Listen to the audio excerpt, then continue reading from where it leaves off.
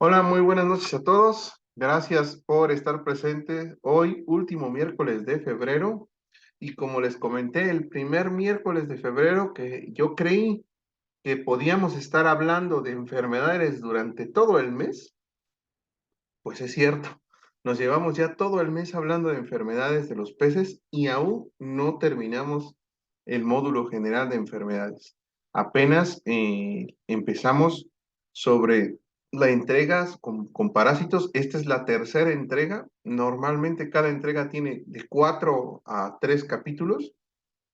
Estos yo espero que sean 3 capítulos de más o menos 30 minutos cada capítulo. Y vamos a comenzar explicando qué es lo que nosotros vamos a o hemos visto.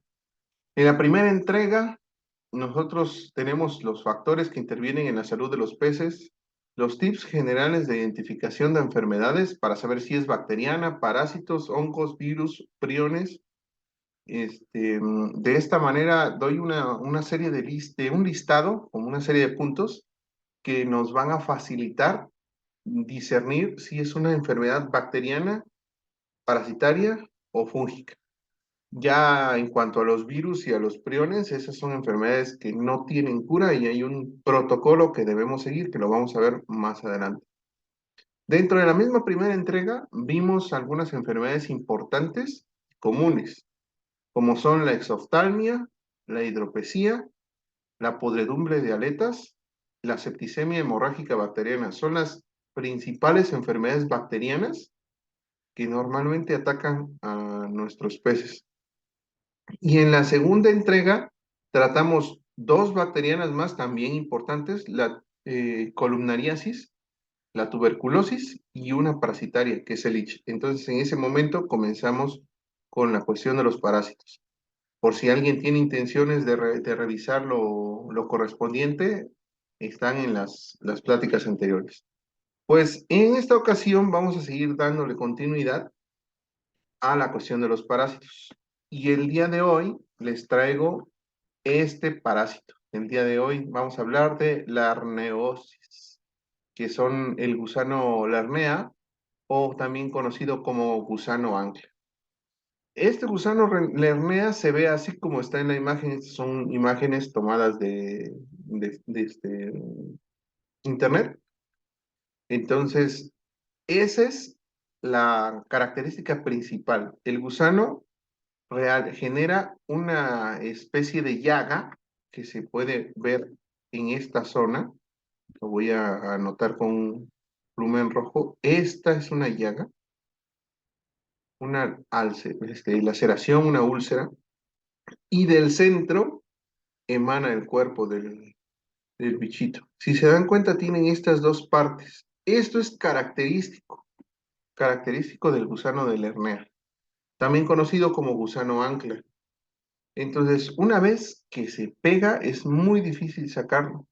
Y la forma más común que se ocupa para poder eliminarlo es manualmente. Pero hay ocasiones en donde los peces tienen tantos que es imposible sacarlos manualmente y pueden llegar hasta morir los peces con tantos ejemplares de estos. Entonces es un parásito principalmente que daña o ataca al goldfish. Normalmente lo vamos a encontrar en goldfish, en carpas, lo vamos a encontrar en guppies, poecílidos y en algunas ocasiones en ángeles, pero es muy raro. ¿Por qué? Porque estos parásitos que vamos a hablar el día de hoy no toleran aguas ácidas. Entonces, si un ángel, un disco, un neón, un cardenal o algunas coridoras los llegasen a tener, es porque en primera el agua no está a condición, no, o no da la condición de pH adecuada para estas especies. Entonces necesita incrementar su acidez, perdón, disminuir su acidez, eh, porque incrementar es alcalinizar. Entonces el pH tiene que bajar de 7 hasta 6,5, mucho 6,3. Y en ese pH el mismo bicho empieza a sentirse débil y solito se empieza a soltar y empieza a morir. Sin embargo, hay ocasiones en donde el pez, la naturaleza del pez no lo permite. Por ejemplo, en cíclidos africanos, ya sea Malawi, Sulawesi, no puedes poner un pez en zonas de pH ácido, porque todos esos son de zonas alcalinas. Por lo tanto, hay otros sistemas de tratamiento y vamos a empezar a ver esto. El agente causal de esta enfermedad, la lerneosis, es el Lernea cyprinacea, un gusano ancla. ¿Cuáles son los signos y síntomas principales que vamos a observar de ellos? Primero, que va a haber una frotación excesiva sobre las superficies interiores del acuario, sobre la pared, sobre los filtros, sobre las tuberías, sobre las plantas, las rocas, la arena, los troncos. El pez va a estar frotándose siempre sobre la zona, porque muchas veces no podemos ver el pez, el parásito por lo pequeños que está y se encuentra entre las escamas del pez y nos imposibilita ver eso. Pues no nos damos cuenta, pero ahí está.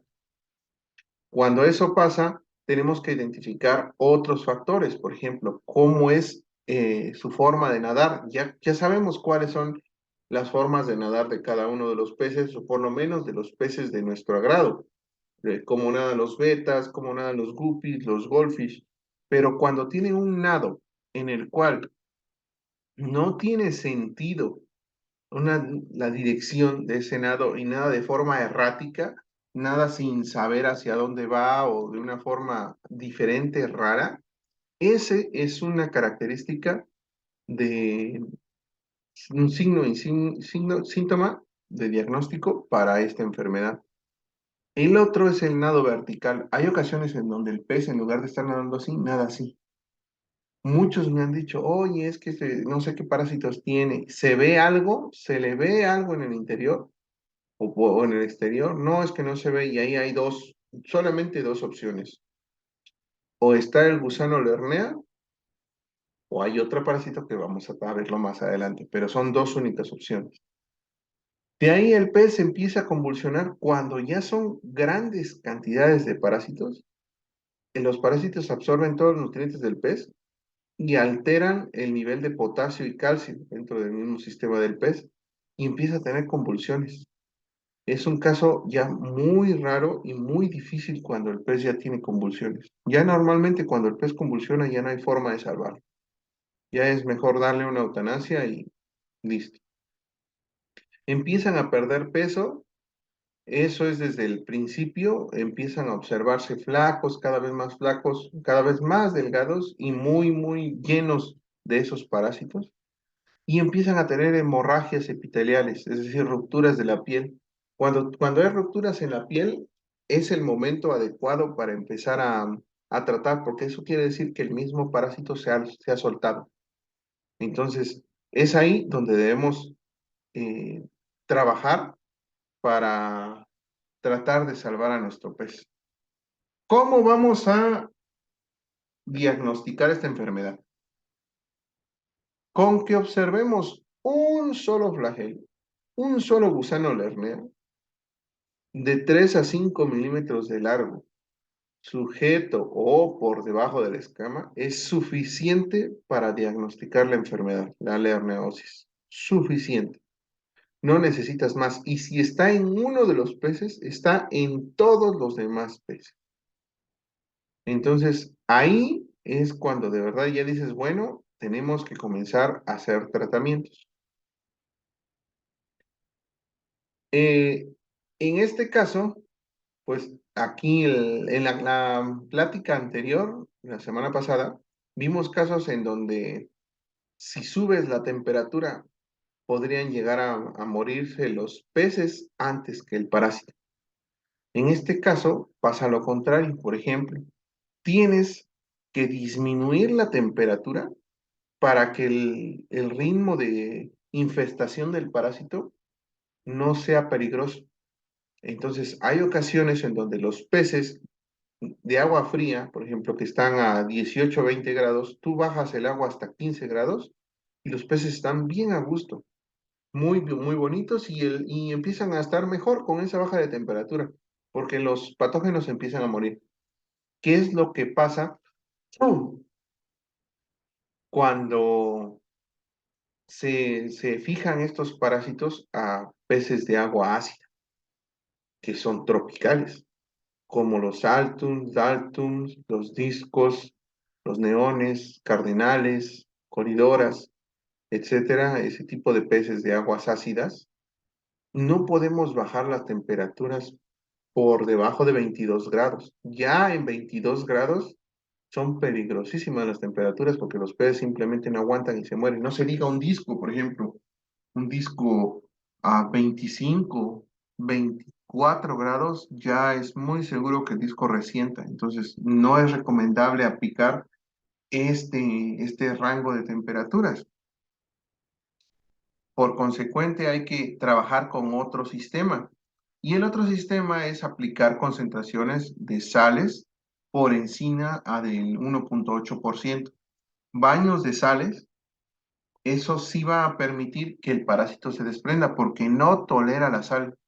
De hecho, se ha observado en el hábitat natural cuando, por ejemplo, el pez puffer, que vive entre el delta del río, que es un tetradón, un pez globo, vive en los deltas de ríos en agua salobre, que cuando llega a agua dulce se inmunosuprime y empieza a desarrollar muchísimas enfermedades, desde hongos, parásitos, bacterias, pérdida de visión, nado errático, etcétera.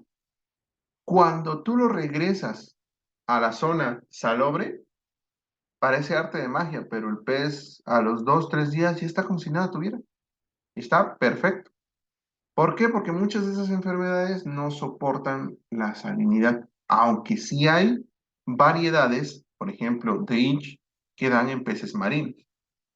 Hay cierto tipo de septicemia bacteriana que también da en peces marinos, pero aún así son mucho más raras.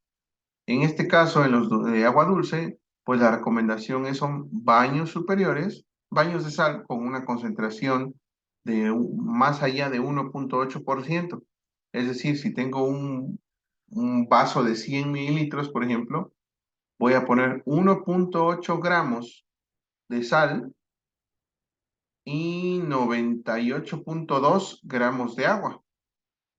Y de esa manera ya voy a tener un porcentaje mínimo de baño de sal, 1,8. Hay que empezar con eso. Si tu pez aguanta ese porcentaje, hay que ponerle después otro 1,8% para que sea más o menos 3,6% y darle baños de esta sal hasta que el pez se sienta incómodo. Cuando ya se siente incómodo, ahí lo tienes que sacar y meterlo en el acuario hospital. Esto no es adecuado agregarlo al acuario plantado o a tu acuario general. Podrías agregarlo al acuario general si no tienes plantas, pero tendrías que sacar tu filtro y meter otro sistema de filtración.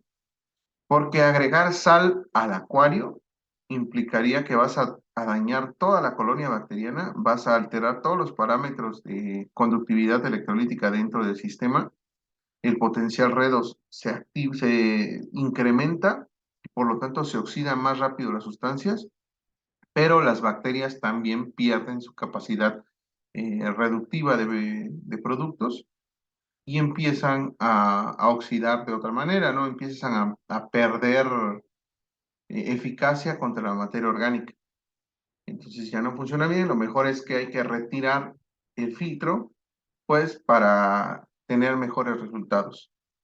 Pero sí se llega a hacer, por ejemplo, en los acuarios de los cíclidos africanos, te toleran concentraciones de sal elevadas, entonces sí puedes agregar directamente ahí a tu acuario unas concentraciones de sal pues, de 3,6 a 5%, no más, y sacarlos, después cambio de agua total y después regresarlos a los peces, porque esos son baños, recuerden, no es para que vivan ahí. Ningún pez de agua dulce se puede acostumbrar a concentraciones elevadas de sal por más adaptación que ustedes le pongan. Hay algunos que efectivamente sí tienen ya dentro de su sistema el hecho de que puedan vivir, por ejemplo, los molis. Los molis tienen una resistencia muy altísima a la concentración de sal, pueden llegar a vivir hasta en agua salada junto con peces marinos. Entonces, es una opción. Tenemos algo en el chat. Ah, sí, como R8 dice los molis. Este, por otra parte, cuando esto ya no funciona como tal, entonces hay que pasar a otros sistemas de tratamiento. Primero, siempre tener un acuario hospital. Siempre, en todos los casos. El acuario hospital es una herramienta que tenemos que tener a fuerza. Si tenemos peces, forzosamente un acuario hospital o una urna hospital preparada para ello. Es necesario que nosotros consigamos, pues, mínimo para un ejemplar y ahí estaría bien. De ahí eliminar manualmente todos los parásitos, asegurándose de que vas a arrancar la cabeza. Hay una pinza que yo utilizo, que es una pinza que viene en estuches de disección. Es una pinza súper finita, a ver si la logran ver. Es esta, pero es súper fina con una punta muy finita. Entonces, con esa pinza puedes ingresar dentro de la carne del pez y retirar la sección endurecida con todo y la cabeza del pez. ¿Qué es lo que pasa cuando no retires la cabeza? Pues cuando no llegas a retirar, se puede llegar a pudrir ahí y generar un foco de infección mayor en el pez, e infectarlo a torrente sanguíneo, llevarlo a una septicemia bacteriana y entonces sí, el pez va a estar peor, porque además de estar débil, va a tener una colonización de bacterias internas horrible. Pero sí hay que sacarlo totalmente, siempre. Después de eso, su baño de sal. Aquí recomiendan también que sea el 0,5% para adultos, es decir, por 3 días. Haces un baño de sal a 3,5% y un día, al siguiente día y al siguiente día y listo. Con eso ya debe de estar bien. Si aún así esto no funciona, podrías incrementar la salinidad, como les dije, a 1,8, después a 3,6, ya máximo a 5, pero ya es un máximo. Cuando aún esto no funciona, hay que agregar ciertos componentes. Uno que se llama Dilox a 0,25 partes por millón, o formaldehído a 25 partes por millón, o metilparatión a 0,25 partes por millón. Aquí hay que tener mucho cuidado, porque estas dosis no han, la bibliografía no te indica si son dosis basadas en peso. Nada más te dice que un baño con esas concentraciones es suficiente. Pero como les repito, todos los compuestos son tóxicos y la toxicidad depende de la masa del mismo ejemplar. En algunas ocasiones hay peces que por ser muy grande, la toxicidad del compuesto disminuye. En ellos no actúa tanto.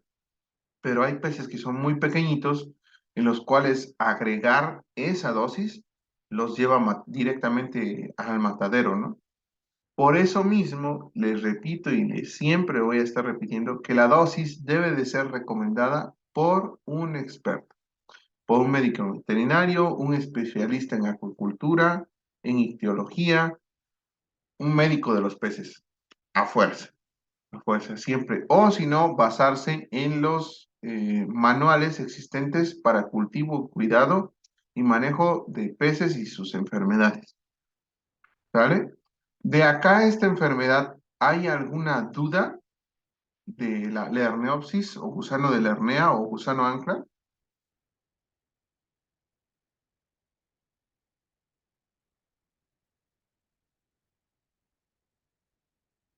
No. Bueno, pues no sé cuánto tiempo, creo que ya vamos a ver si sí, creo que sí. Si no hay dudas, pues aquí voy a detener esta parte para que quede una sesión correspondiente a las enfermedades de gusano de Lernea y nos vamos a la siguiente sesión saliendo y reingresando otra vez en el mismo link. Voy a detener la grabación, los veo. Listo, grabación retenida. Y pues